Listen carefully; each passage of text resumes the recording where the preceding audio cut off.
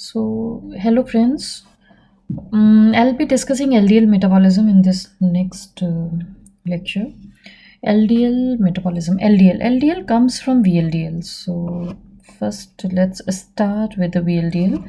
This is liver, and liver is the secretor of VLDL. It synthesizes VLDL, it organizes VLDL, and secretes it into the plasma. The one which is immediately secreted from the liver is called nascent VLDL, which is having following apoproteins. They have ApoC, ApoE, and important one ApoB100. The core section of VLDL particle is having cholesterol ester and triacyl glycerol. The endogenous fatty acid is packed in the triacylglycerol, and exogenous as well as endogenous cholesterol ester is packed in the VLDL core.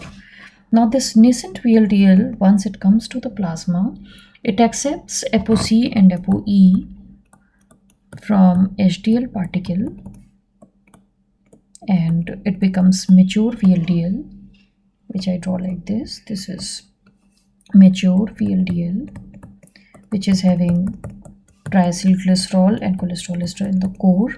This is having this is having B100, C, and E.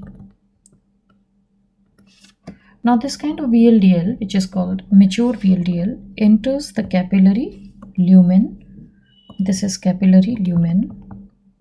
See, the purpose of VLDL metabolism is twofold. Number one, first, the VLDL delivers endogenous fatty acid to the tissues, especially adipose, heart, and skeletal tissues. And number two, after getting converted to LDL, it is delivering the cholesterol to tissues, to extrahepatic tissues. So we are talking about the first fate of VLDL now, where the VLDL is able to deliver endogenous fatty acid to tissues. So for that, the capillary lumen, when it is entering, at capillary endothelial wall, we have one enzyme called lipoprotein lipase enzyme. LPL is lipoprotein lipase enzyme. It is adherent to capillary endothelial wall. And the capillaries of heart, skeletal, and adipose, they are having a rich amount of lipoprotein lipase embedded on their endothelial wall. So this ApoC2 activates the lipoprotein lipase enzyme, and once the lipoprotein lipase enzyme is activated, the triacylglycerol is acted upon by this particular enzyme, which breaks the lipoprotein lipase breaks the triacylglycerol to fatty acid and free glycerol. This fatty acid is going to the cell, the tissues to which this capillary is supplying the nutrient. Along with other nutrients, the fatty acid is entering those tissues. Skeletal and heart, they immediately use that fatty acid for ATP production, and adipose tend to store that fatty acid in the form of triacylglycerol. So in well-fed state, we find this process taking place when the excess glucose and fructose is converted to fatty acid in the liver, and that fatty acid from the liver is coming to the VLDL core in the form of triacylglycerol, which is then mobilized to tissues for utilization. The glycerol, which remains in the fluid, in the blood, via blood circulation, it reaches the liver, where it is playing the role in the process of gluconeogenesis if demanded, or may play the role in esterification of the fatty acid in the next stage. Now, when more and more of the triacylglycerol from the core section of VLDL is mobilized out, as you understand, the size of VLDL becomes small. It shrinks in size, and it is called VLDL remnant, which is otherwise called intermediate density lipoprotein. This is having B100. This is having ApoE. The ApoC is returned to HDL particle by this stage. Now, this ideal either is 50% chances that this ideal is cleared by the liver directly via receptors present at the liver. We have lipoprotein receptors at the liver, we have LDL receptor, we have remnant receptor. we have LRP, LDL receptor related proteins. Any of these receptors can identify either ApoE or B100 domain, and this remnant particle will be immediately cleared by the liver and will be metabolized. But remaining 50% of the ideal is converted to LDL particle. This LDL, if you observe closely, it has got only one apoprotein, that is B100, because ApoE is said to be shed to the plasma. And when you're talking about remnant particle, you should understand that it's having cholesterol ester and triacylglycerol. Now, if you see the core section of LDL, it is having only cholesterol ester, because triacylglycerol is also mobilized out by remnant action of lipotine lipase enzyme. So now what you have seen till now, that how the VLDL is metabolized. First it is matured with the help of HDL, and after maturation it is acted upon by LPL enzyme, lipotine lipase enzyme. When more and more of the tag is moved out, it becomes a remnant particle, which is called ideal.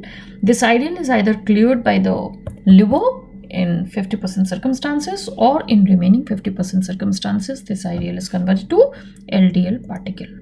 Now this LDL is circulating in the plasma, and if at all it encounters extrahepatic cell which is having LDL receptor. See, LDL receptor is a unique receptor, unique lipotine receptor, because it is found not only at liver, it is also found at extrahepatic cell.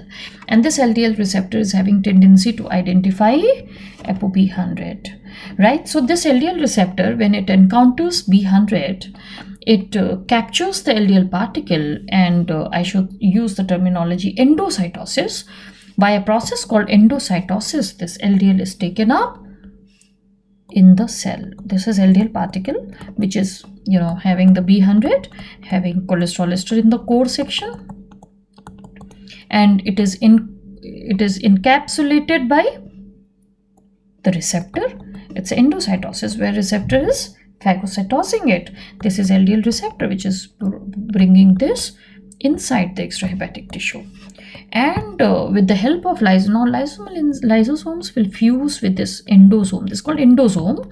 Now, small lysosomes will fuse with this endosome, which is having the LDL particle in the center, and lysosomal enzymes will diffuse in. They will disintegrate the LDL particle, and its cholesterol also is converted to free cholesterol, and it's sent to the pool. If already a lot of cholesterol is there in the extrahepatic cell, that time the receptor will not be shown at the surface. And that point, this LDL will not be taken up by extrahepatic tissue, rather it will be cleared by liver, because liver also is having LDL receptor which can identify B100. So that LDL, which is not taken up by extrahepatic tissue, will be cleared by the liver, and this is how the LDL is metabolized. LDL is formed from the VLDL. It's wrong to say that one VLDL forms one LDL. It is wrong, because one VLDL forms one ideal, that is true, but this 50% of the ideal, we say, suppose there are 100 ideal, 50 ideal will be cleared directly by the liver, remaining 50 will be converted to LDL particle according to one estimate. So it is not 1:1 ratio between VLDL and LDL. Rather, what I should say, that there is 2:1 ratio. 2 VLDL is capable of making you 1 LDL particle, right? So either this LDL is taken up by extrahepatic tissue, and there with the help of lysosomal enzyme, LDL is able to deliver the cholesterol in the cell pool. And if it is not taken up by the extrahepatic cell, then this LDL will be cleared by the liver. So this is VLDL and LDL metabolism, which goes hand in hand, and you have to learn it together. Now, what is the fate of LDL at extrahepatic tissue? I'll be discussing in the next video, where I'll be explaining you how the LDL in a regulated fashion is able to deliver the cholesterol to extrahepatic tissue, and how that level of cholesterol is managed there. That I'll be dealing in the next video. Thank you very much.